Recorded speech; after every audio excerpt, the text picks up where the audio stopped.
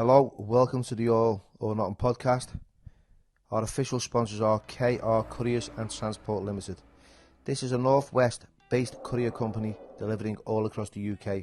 They can assist in home moves and removals to large, heavy and bulky items, collections and drop-offs. Fast, safe and reliable deliveries. Please get in touch for a free quote. You'll find all the information within the description. Thank you.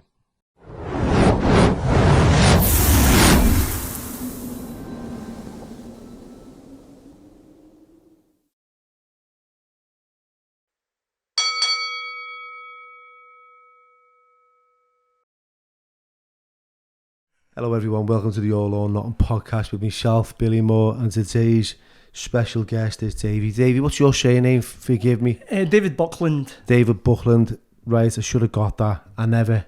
That's my. I'm bad for that. But Davey, thanks for coming on. You sent me a little synopsis. Had a little read through. You were recommended, if you'd like to speak. You were recommended by Jed. You've had on before, and Jed, you know, he's a good friend. He's introduced me to a few guests, which I appreciate. Nice one. But he said you had an incredible story. Romani traveller from Scotland. Kilmarnock. So you do remember these things. From Scotland. From Scotland. Born in London. Came to Liverpool, number my Willie over the water. So these years I know. But anyway, so you've had you've had an eventful life. You've been addicted to all class A's, heroin, crack cocaine, methadone. You've been on those substances, and you're sitting here today, and you're clean, you're in recovery, and you know you've been in and out of prison. So you tell me, give us a little bit of an insight into Davey's life. What was it like growing up for you? What was the contributing factors that led to where you are today? Well, Billy, when I was growing up, I can remember from when I was about 5. My stepfather. Well, I'll start from the start. Basically, what I've gathered from my mother, who's dead now. I was born in London, Hammersmith, 1971.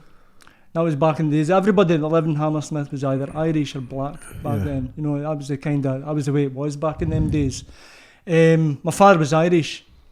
He was an alcoholic, my father.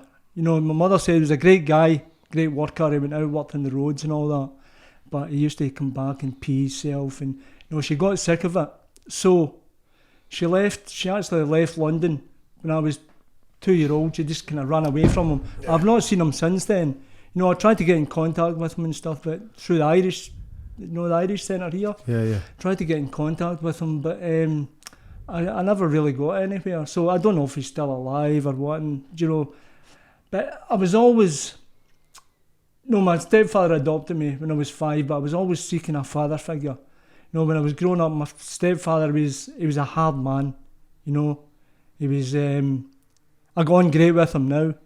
He was quite a violent man, and he wasn't a drinker or anything. He was a hard-working man. Yeah. But he was just a hard man. You know, he never said much, but he only had to look at me or my brother, and you knew, you know, be quiet or pipe it down. Yeah.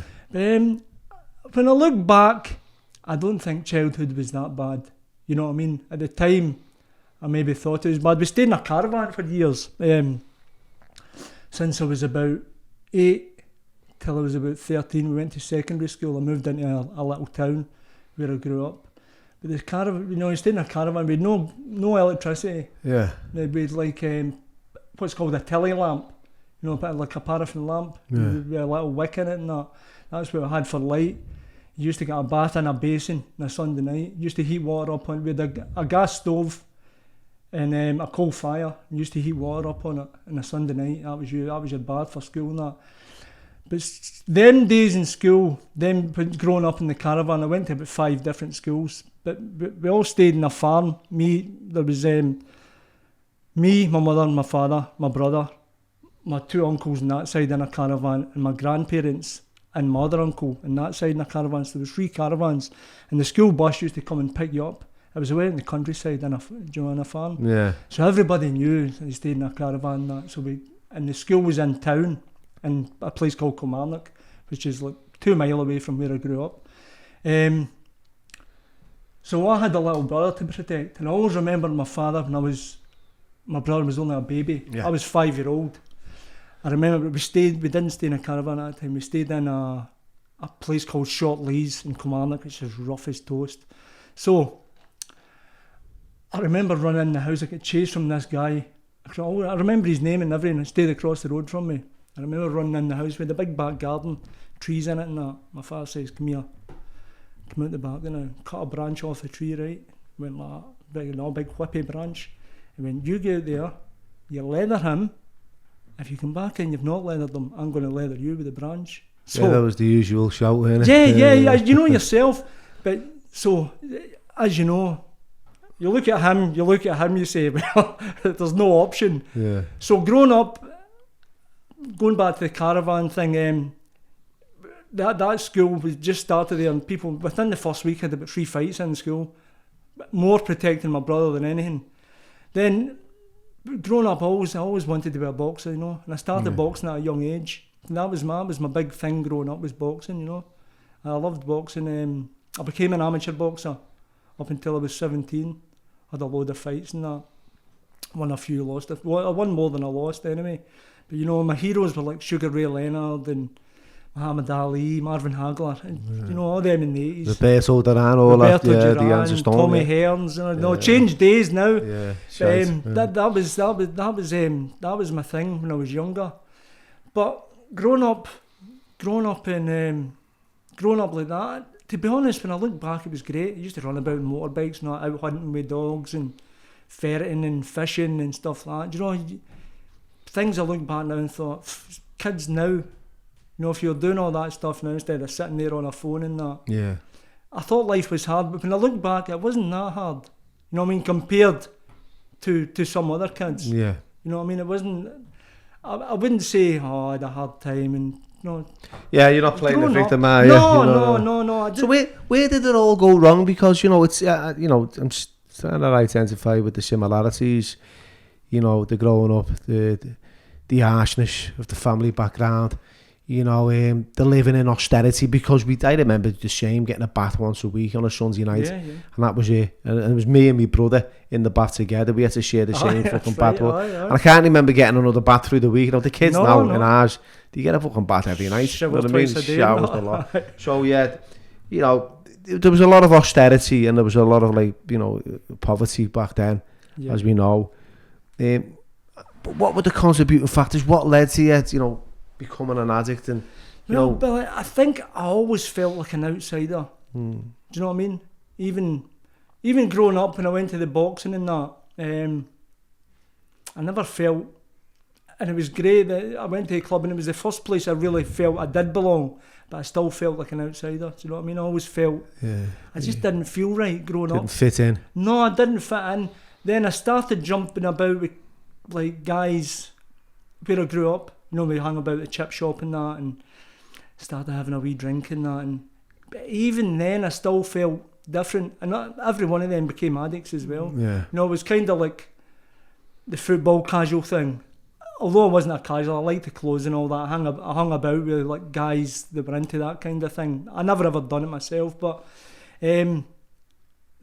they must all felt the same. I think I look back now, most of them are dead now. One of them just died the other week there, a kid I grew up with since I was that size. You hear about, you know yourself, you hear about people dropping off all the time. Yeah. But I hope everybody can understand my Scottish here. Yeah, I hope everyone can understand my Scouse. Yeah, but I felt different. You know what I mean? I just didn't feel. And I think, as you say, the not having much. You know what I mean? Mum, everything I had come out of charity shops. You know, I remember getting one Christmas. My mother said to me before Christmas, and it was a time, do you remember all the superhero, like Action Man, Man, but like all the Fantastic Four and all that. Lad, you were fucking well off you compared to me. They were all listen to this though, they were all about, right? Yeah. They were all about, and I said to my mum, you know what, this is when we moved out of the caravan, we stayed in town now. So I remember my old man saying to me, listen, this place we're moving into, this is rough. So you need to stand up for yourself, right? So I says to my mum before Christmas, I'd like one of them toys. All my mates are talking about getting them. Then them Fantastic Four kind of thing. So Christmas Day comes, right? Goes downstairs, runs downstairs, present there, box. Opened up the box, right? Like, Marvel on the front of it. It was like a shoebox, Marvel on the front of it, opened up the box. There's nothing in it. I says, Mum, what's this? She says, son, that's the Invisible Man. No, but growing up, we never had much. I remember getting toys at Christmas and you could tell they were second. I never said nothing, but you could tell they were second hand and that, you know what I mean? Like stuff she'd got at charities. And she'd done her best. Yeah. But I was going to school in the 80s with platform shoes and flares and that on, do you know what I mean? So I think that was a big thing, feeling like not having the same as everybody else. You know, obviously you're going to feel like, you know, always like you're not going to fit it. All the guys that did have that, a lot of them I grew up with, they became addicts as well. Yeah, so it doesn't exclude. Does no, it doesn't exactly. It doesn't know any bounds. You know, your self-addiction knows no bounds. I've known kids that came from families that were probably close to being millionaires. So did you start using them? Was it like a snowball effect or was it like a progression? Oh, but I started in a job, left school when I was 16, YTS. I remember the first time I smoked a joint. I was in the toilet with this little guy from work, and it was Friday afternoon. We finished at 12 on a Friday. Yeah. And he was smoking it. He was like, you want a puff? So I took a couple of puffs. At that time it was Rocky. Black. It was black. I always remember. The Moroccan. Aye. And I had about 2 puffs, mate. I felt terrible, man. I was ill, man. But the next week, done it again. Then the same little guy, who I'm still in touch with now, he introduced me to speed. Then he was like, have a wee bit of this. Then from that, you know, there was every weekend a bit of speed, a bit of acid. But I always remember we were on acid one night, and this kid, he said, come on, we'll go around, a walk to my house. And he gave me 2 jellies. Do you know the temazepam? Yeah. The eggs? Yeah. He gave me 2 of them. And that feeling that night, I thought, that's for me. You know, that was me. You were all on a 10 G6, weren't you? 10 G6 as well, aye. 10 G6, aye. That was they're buprenorphine. They're just they're still about now, aren't they? But Subutex or whatever it is. So 10 G6, then it led to methadone first, then smart, to be honest. But you know, that was the kind of progression. Then it went from there, nearly 25 years on it and off it. Yeah. No, I went into jail when I was 27. Was that your first sentence? Aye, Billy, my old man used to say to me, do not bring my old man done 5 years for armed robbery when he was young, and he used to say to me, do not bring the police near this door or I will kill you. Yeah. So I was terrified to, get arrested. I got loads of chasers, never caught once, right? So I was out with this kid one night that I grew up with. I always remember Mike Tyson was fighting. So we were out drinking and I says, listen, I'm going home to watch the boxing, right? So Monday morning came, my mates had all been at a rave. I went home, I left this guy. He'd just been at a psychiatric ward and I met up with him. But there was this old guy murdered, right? So all the fingers were pointing at him. Coppers came to my door a few days later, CID at the time, not in their Peugeot 305 or whatever it was, the barber jackets and that on. They came to my door, I would like to speak to you.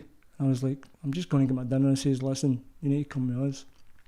So they took me and questioned me for this murder. They knew I was with him that night, blah, blah, blah. He ended up getting lifed up for it anyway. And then that was the only time I'd been arrested. I was about 20 then. It was the only time I'd been arrested. And then I never got arrested then till that time.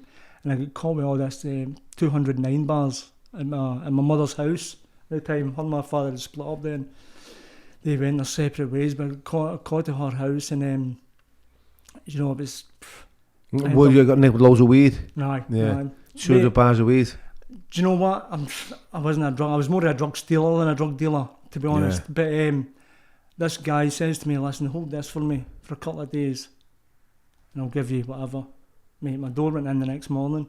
Yeah, so you didn't even have a day on it. Never even had a day. I ended up getting 5 years. To be honest, I was terrified. Yeah. And his granny and Nick, I was...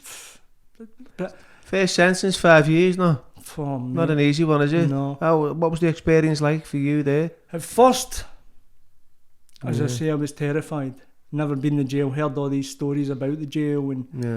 But it's like anything else, Billy. Like chameleon, adapted, adapted. And, that's when Well, I'm a born again Christian now, and my recovery is faith based. I came here to go into. I'll go back to the jail bit in a minute. I came here to go into. What happened was one Friday, right? I'll always remember. I think it was the 17th of January. I might be wrong on that. 2017. My brother I'd split up my ex-wife. My mother had died. I moved back from Aberdeen. I'd moved up to Aberdeen, worked on the rigs and all that. Got married, had the house, the wife, the kids, R6 sports bike in the garage, BMW at the front.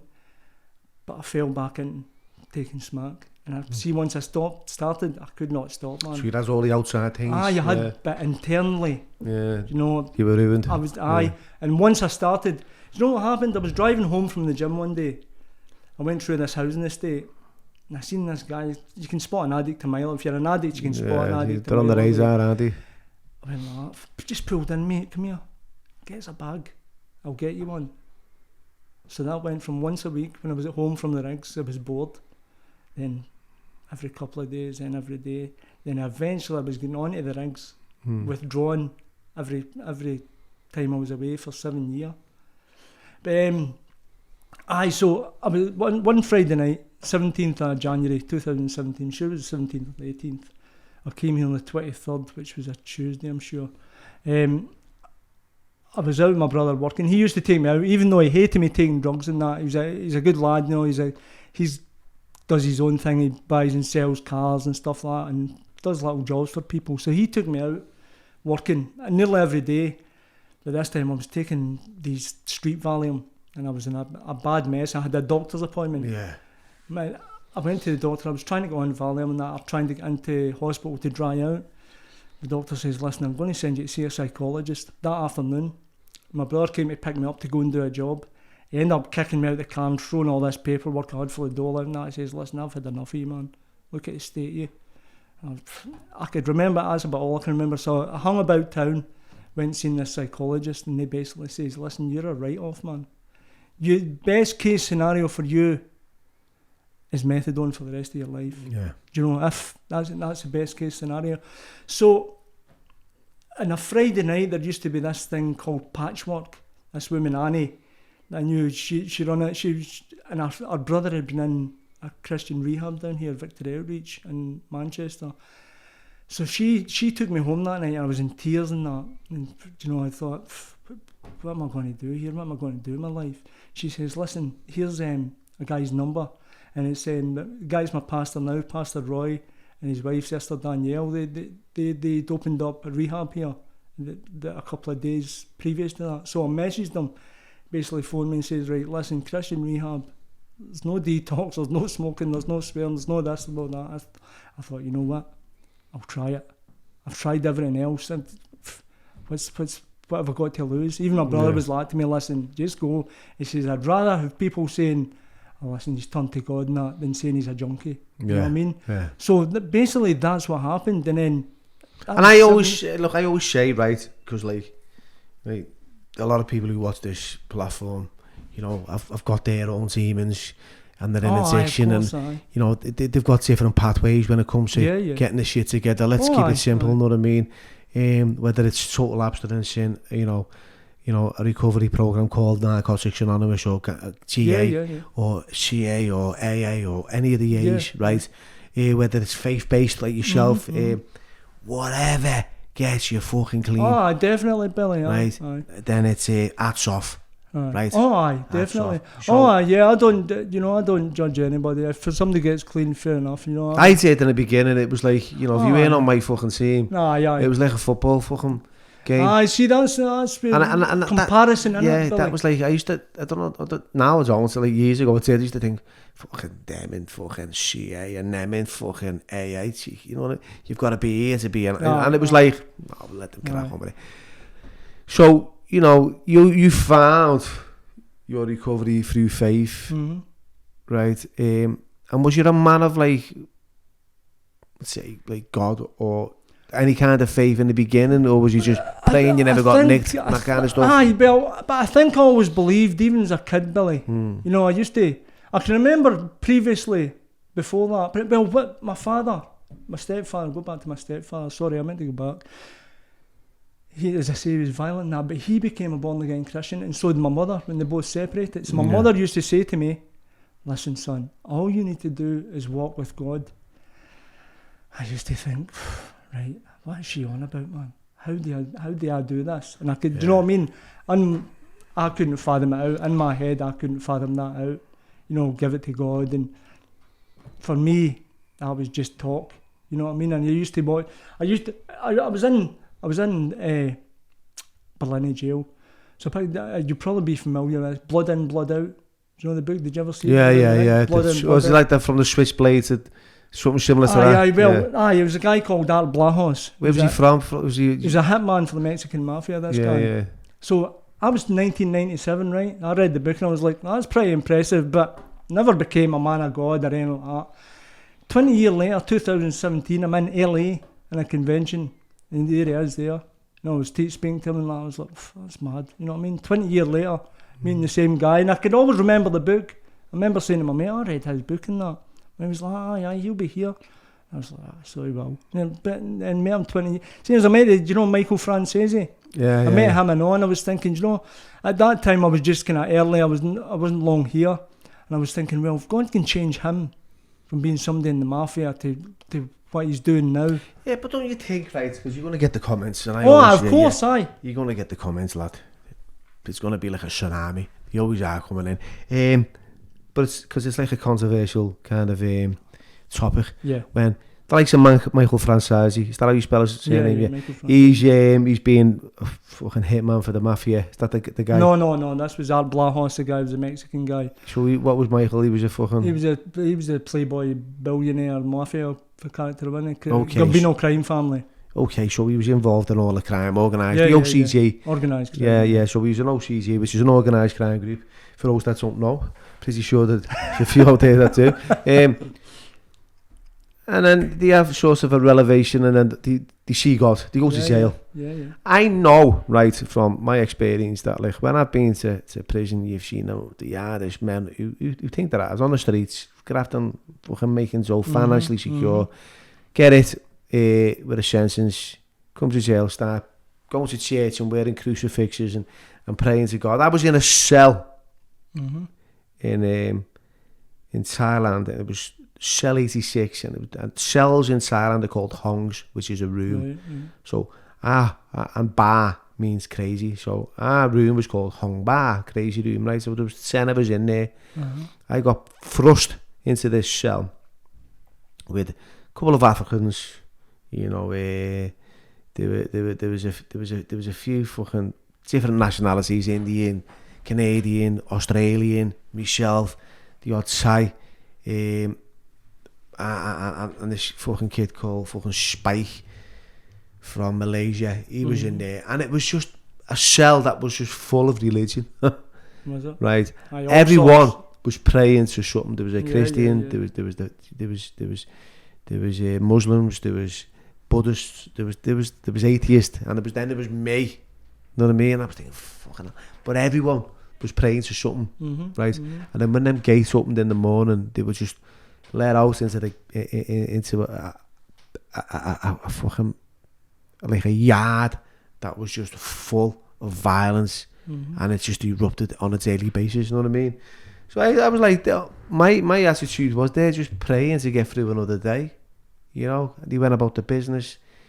And in hindsight, when I look back, I changed my faith to Islam, and I was keeping the engine room alive. And I had this Christian missionary coming up to see me. I've seen that in your thing, right? Yeah, she come up every fucking other week, bringing me food and tangerines and stuff.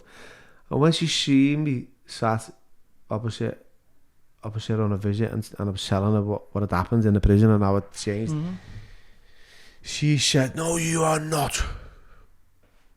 You're a Christian." Like, fucking hell, says who? You know, where did this come from? And I felt I upset her. Catherine, I hope she's okay, Catherine.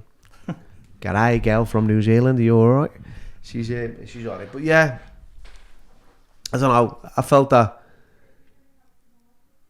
I was trying to find solace in whether it was medication, psychiatry, or religion. Yeah. Do you think, like, for yourself now, this is who you were meant to be? Yeah, well, I don't believe I found God. I think God drew me. Do you know what I mean? I wasn't looking for God. When these circumstances that happened to me and I came here, Yeah. I was no way looking for God. He's had you back for 5 years, hasn't he? Aye, 1997, 7 years, 2017. Yeah. So, and I've stopped doing what I'm doing, you know what I mean? And 6 years, yeah, 6 years. Six and a half, nearly 7 years. Yeah, nearly 7 years. Aye. This January. Now I've got married now to a woman that's never smoked, never drunk. I mean, she works in the hospital. She came over from Zimbabwe, South Africa. She's in South.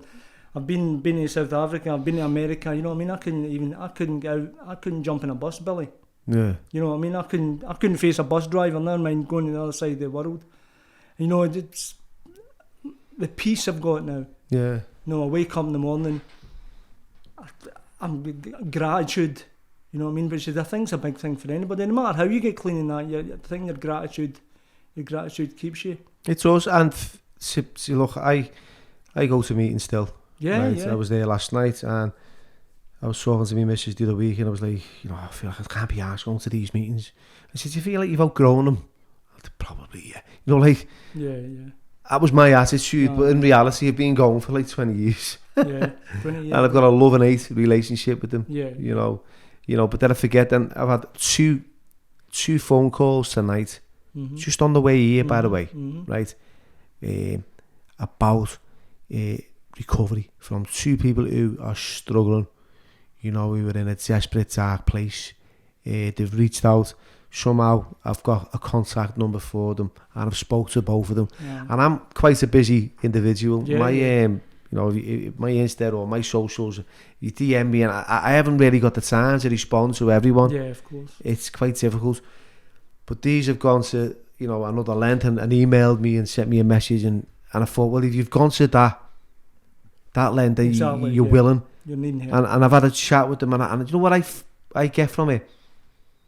The reward of someone reaching out and feeling that I can inspire them Exactly. to change. Exactly. Because I feel like an imposter or a fraud, and sometimes like that not fitting in still fucking hangs over me like a fucking shadow, like a cloak. I mean, I still get that as well sometimes, but I know how to retract from it and think, well, listen. Yeah, I don't give myself enough. You know what I mean? I don't give it too much space. Yeah, sometimes I don't acknowledge the fact that I do have the information.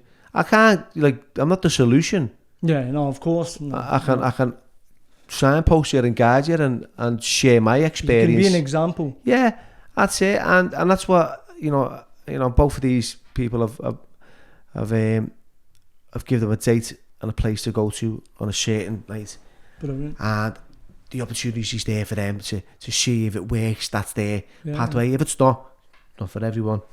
You know, and I always feel that, you know, if you've got a fucking problem with drink, drugs, alcohol, you know, whether it's wet or dry, it makes you You right. need to have some kind of purpose, Billy, I think. Yeah, Do you know and that's what I what mean? you've Something got. to wake up for. And You know, and I'm not here to judge anyone. And I've said the No, same no, when of course Jed was not. here Oh, and Stephen I mean, French, the you thing know. is, what I'd like to put forward, I'm not some kind of religious nut, because people think born again Christian, but if you look at it closely enough, Christianity is more relationship based than religion based. You know what I mean? Yeah, Religion is like Catholicism, yeah.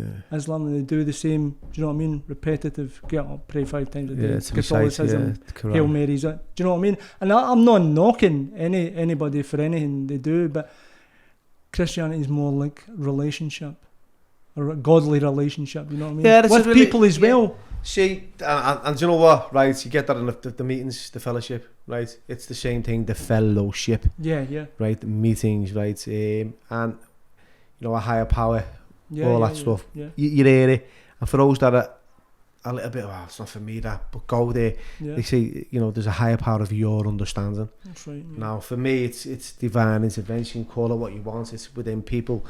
You know, there's always someone there, a predecessor, someone who's had that experience and can share, you know, how they got through it without picking up Yeah. and resorting back to type.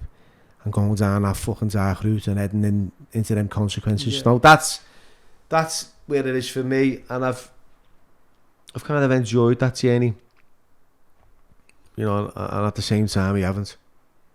But see, to be honest, Billy, and this is the truth, see, for me, nowadays, sometimes being drug-free and doing the right thing is harder than it was being on drugs. I think sometimes people who shake those fucking demons, right, find life even difficult. Aye, definitely. I mean, not all the time, but just, I think people in early days, like coping with life, in life's terms, as they say, you know what I mean, paying a bill or getting a job and, you know, stuff like that. They say, don't they, like, you know, we live to use and use to live. Yeah. You know, we live to use and use to live. Yeah. You know, it's a function, That's right? You take away that function asset that you use, which is what it is, then you're left, like, with yourself. Exactly, You're like with self. You know, and then it's like, how do you cope with life on life's terms? How do you take responsibility? How do you be accountable? How do you manage your affairs? It's fucking torn.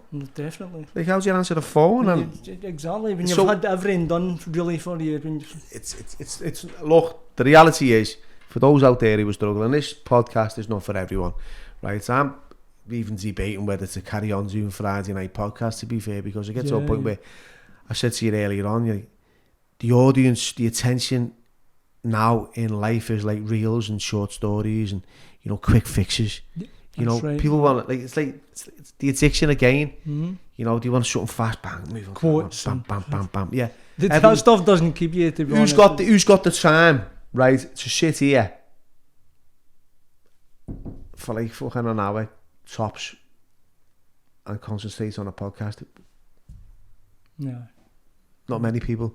Do you know that? But like, I do it myself, mate. Watching the telly and sitting on your phone at the same time. Yeah.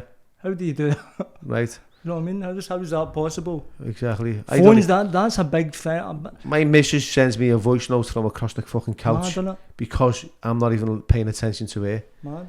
And I get a cobble when she does it. I do why are you doing that? Because I've just told you something and you haven't even listened. But I have. But I'm hearing it. But I'm not responding. And it's like it's distraction. And I'm then driving my car earlier on today and I'm thinking, life is about mobile phones. That's right. Everyone on the planet has a mobile phone. I've been to fucking everywhere. Some countries with some slums, lad, and they pull out mobies. You know, life is that's connection. The thing is, people say I'm not addicted. Well, try and put it away for a week. You know what I mean? Yeah. Try and put your phone away for a week and see how addicted you are. It is, mate. And I tell you what, here's something for you, right? The addiction and the loss, right? Right, you can't find your keys to your car or your phone. You go into panic mode. Aye. Right, you're fucking searching frantically around the house. Yeah. You're kicking off. You're blaming. I blame everyone else for my. Yeah, of course. The fucking phone. Where is it? It was here before. And then you find it somewhere where, like, it was just probably on the. Where you left cover. it. Yeah, where you left it. But the loss. No. The loss we feel. It is fucking overpowering. It's like. You know, and I think the stress of life as well. I think we don't understand that we put ourselves through a lot of it unnecessary and undue stress when we don't breathe and just. Right, you get worried about things that's not worth worrying about. Exactly, and I get to a stage now in my life where I couldn't give a fuck what anyone thinks about me. It's none of my business what they say about me. It's not important. It's not your problem. It's not my problem, it's not right? Your problem. You know, and you know, you see the social medias. It's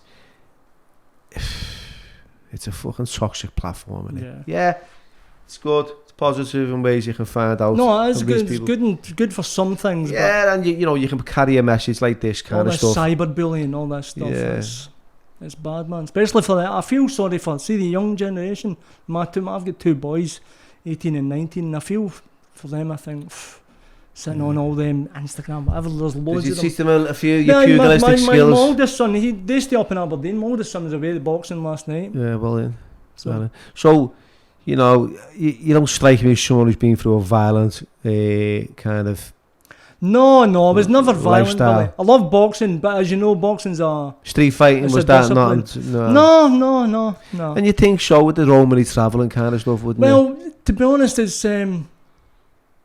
We were quite a small community. Loads of my family still stay where I used to live, but there wasn't many. It's not a big thing in Scotland like it is here in England. No, like big travelling camps and that. We don't really get it in Scotland. Maybe the odd one in big cities and stuff in the outskirts, but no, I wasn't violent. But you know what? Even so, I've loved having this little chat, right? Because, like I say to people who watch this, it's real people with real stories, real lives. You don't have to have a blue tick, or to be official, or to be, oh, who the fuck is he?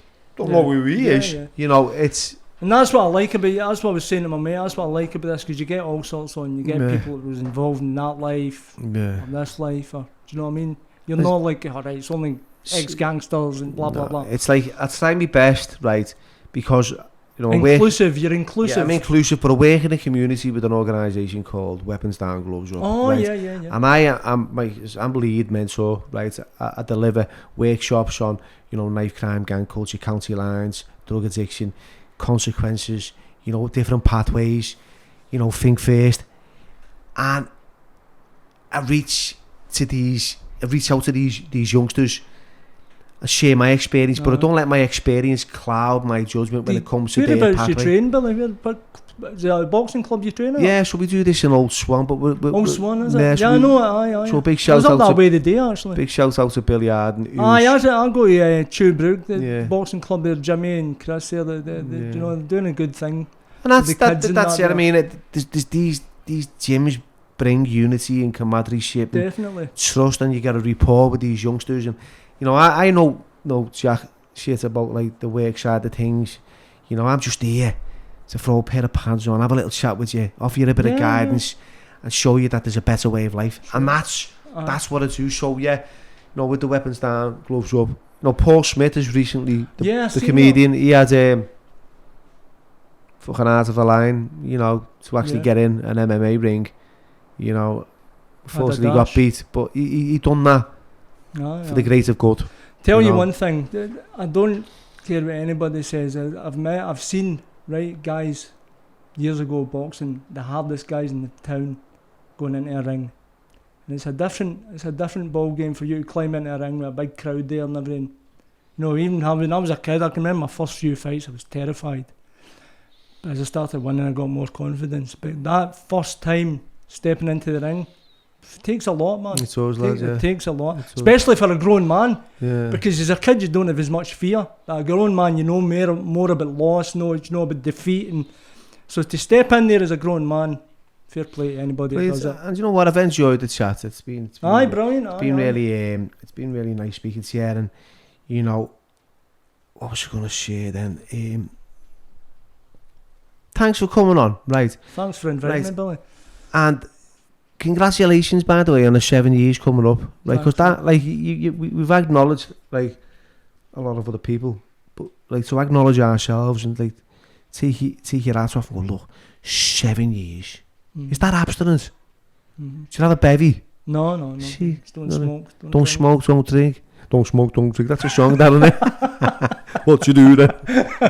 Don't drink. But no, you know what? Brilliant, because it's going through life.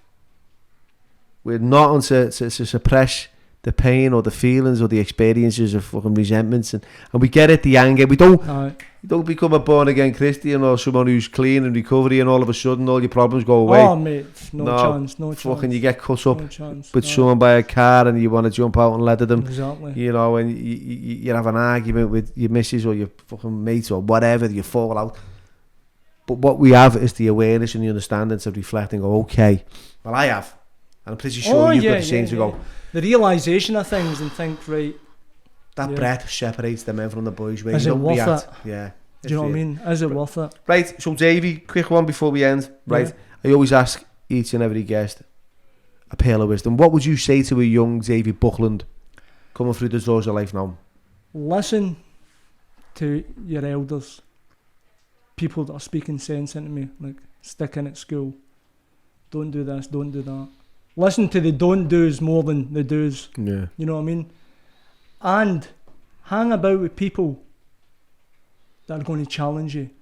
Not in a good way, in a healthy way. You know what I mean? Say, well, what are you doing? What are you doing that for? I mean, not people that's going to say, oh, let's go and... You know what I mean? Because that's where the growth is, getting challenged. For me, the growth's in getting challenged. For people to do as you do whatever you want. Yeah. It's not... Because I would do what I wanted, but I'm glad now I've got people in my life that will challenge me in my behaviours, and especially my wife. Yeah. She keeps me right. Brilliant. So...